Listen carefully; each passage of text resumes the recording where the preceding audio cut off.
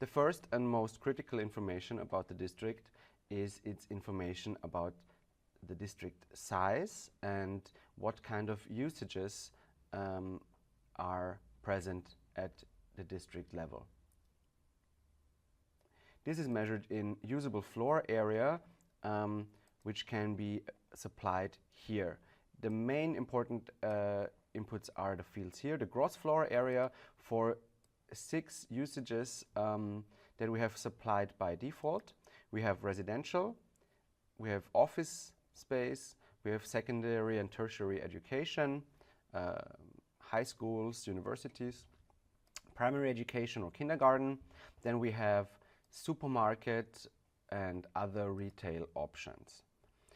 The way you supply the values here is simply adding the gross floor area of the respective usage. So here, for example, I have 44,000 square meters of gross floor area of residential use. Keep in mind the gross floor area, in distinction to the net floor area, includes all the building footprint, including all vertical building elements such as walls, etc., stairs, etc. So we're really supplying the entire gross floor area here. Here, for example, in this example, I have a very large office usage, some school, and even a small some supermarket and other retail options. So very diverse usage mix. Now, it is important to also think about the net floor area, which is the actual area that the building volume, the heated volume, is based upon. So this is subtracting all the vertical building elements, walls, etc., and only uses the net floor area. Now, the way we provide the net floor area here is just taking the gross floor area and applying a ratio to that. So for example, here we have 80% of the 44,000 square meter gross floor area will be assumed to be net floor area. Now, depending on usage, depending on building type and project, these ratios between net and gross floor area might change and might vary. You might have different net floor areas, and if you even know your net floor area, you can supply it directly by adjusting the ratios here.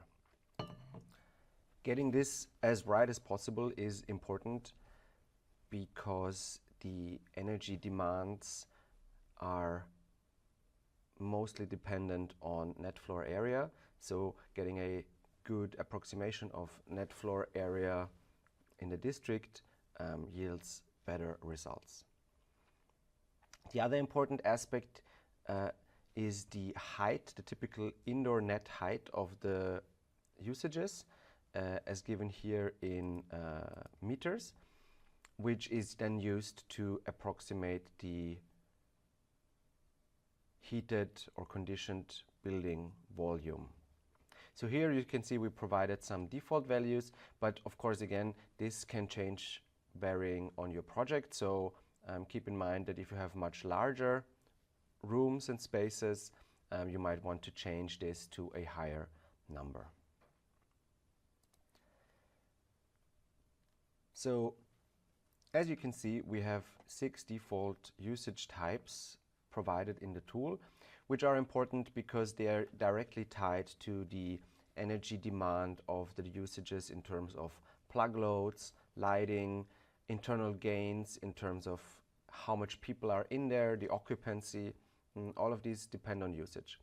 Now, you might have a situation where you have different usages, or some of these usages are not present in your district. Then you just set this to 0 here, and it will not be reflected in the calculation. Sometimes you may have different usages, such as other commercial activities or industrial activities, something like this, and you want to have your own usage here. You can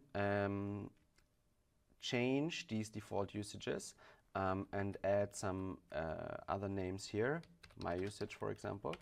Just keep in mind that just adding a different name here will not change the calculations, but as you will later see in the further down sections, you can readjust the usage-specific energy demands to reflect your new usage. For example, here we can add an industrial usage, and I will show you later on in the energy demand and efficiency section how we can use these values of energy demand to reflect these new usages. So this is almost it regarding the district size and usage. One other important aspect of our assessment tool is to also take into consideration how big the plot is that is being built upon in the district, expressed here in terms of building district plot size.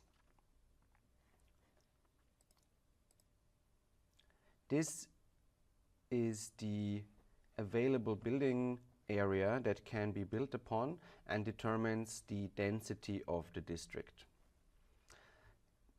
This is important because a higher density, of course, means a higher energy density, a higher energy intensity of the use,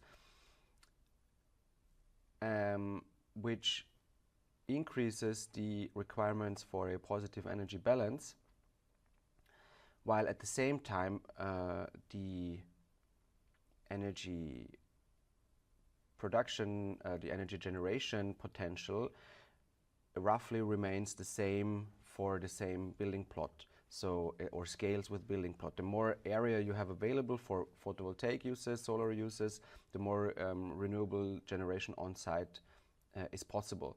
So this is a very important factor that we take into consideration here, and I will just quickly show you how you get the building district plot size measured for your district.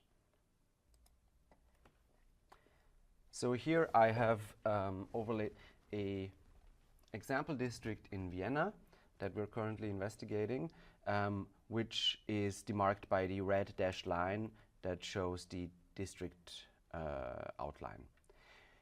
It is important to not use the entire district area in this red dashed line as the district area, but rather for the density calculation only use the buildable plot area, which is all the areas summed up in the green outlines here. This is important because this is actually the district available building land, which indicates the building density.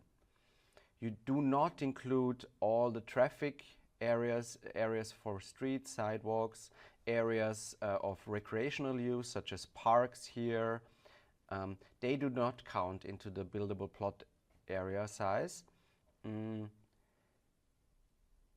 because if they would, districts with a large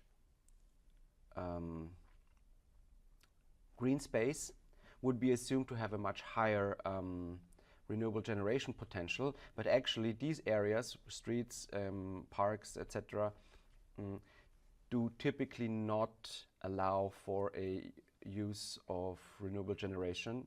They cannot be applied with photovoltaics typically. So this is why we have to exclude them in the density calculation when we want to see how much energy generation potential the district has. If you want to learn more on this, you can have a look at our publication under this link here that explains the reason behind the density considerations and how they are technically implemented in our assessment framework.